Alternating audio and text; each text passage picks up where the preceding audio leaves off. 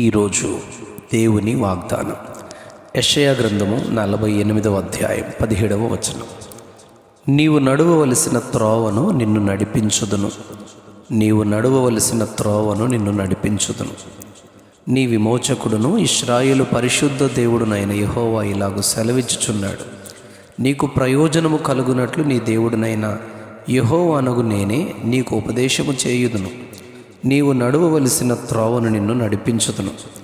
నీవు నా ఆజ్ఞలను ఆలకింపవలెనని నేనెంతో కోరుచున్నాను. ఆలకించిన ఎడల నీ క్షేమము నది వలెను, నీ నీతి సముద్ర తరంగముల వలెను ఉండును. నీ సంతానము ఇసుక వలె విస్తారమగును, నీ గర్భఫలము దాని రేణువుల వలె విస్తరించును. వారి నామము నా సన్నిధి నుండి కొట్టివేయబడదు, మరువబడదు. ప్రవక్త అయిన యెషయా ద్వారా దేవుని ప్రజలైన ఇశ్రాయేలు వారి కొరకు ఆయన వాగ్దానపూర్వకముగా వారి యొక్క బానిసత్వములో నుండి, అనగా ఐగుప్తులో నుండి, అలాగే బబులోనులో నుండి వారిని వెలుపలికి తీసుకుని వచ్చుటకు, వారిని స్వతంత్రులనుగా చేసి వారిని ఆశీర్వదించుటకు కారణం ఒక్కటే. అది వారు శ్రమలో దేవునికి చేసిన ప్రార్థన, పెట్టిన మొర. యెషయా గ్రంథము 48వ అధ్యాయం 17వ వచనంలో, నీకు ప్రయోజనము కలుగునట్లు నీ దేవుడనైన యెహోవానగు నేనే నీకు ఉపదేశము చేసేదను. నీవు నడువవలసిన త్రోవను నిన్ను నడిపింతును. నీవు ఆలకించిన ఎడల నీ క్షేమము నదివలే నుండును, నీ నీతి సముద్ర తరంగముల వలె విస్తారమగును అని వాగ్దానం చేస్తూ ఉన్నారు. యెషయా గ్రంథం 54వ అధ్యాయం 13వ వచనంలో, నీ పిల్లలందరూ యెహోవా చేత ఉపదేశమునందుదురు, నీ పిల్లలకు అధిక విశ్రాంతి కలుగునని వారు లోబడి ఆయన ఉపదేశమునకు చెవియొగ్గితే కలిగే విశ్రాంతిని గూర్చి వాగ్దానం చేస్తున్నారు. 73వ కీర్తన 24వ వచనంలో, నీ ఆలోచన చేత నీవు నన్ను నడిపించెదవు, తరువాత మహిమలో చేర్చుకొందువు అని కీర్తనాకారుడైన ఆసాపు చెబుతూ ఉన్నారు.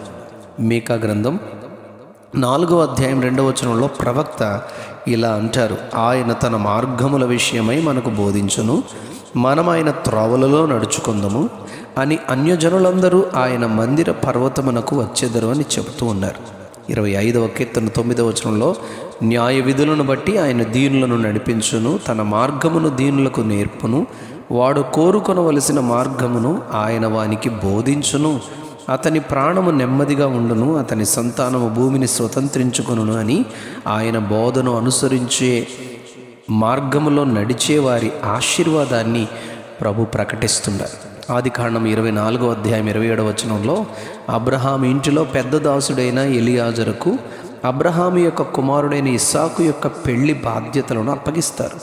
తాను అరమ్నా హరాయిములోనున్న నాహోరు పట్టణము చేరి సాయంకాలమందు స్త్రీలు నీళ్లు చేదుకొని వేళకు ఆ ఊరి బయట తాను ప్రయాణం చేసి వచ్చిన ఒంటెలను మోకరింపచేసి ప్రార్థించాడు.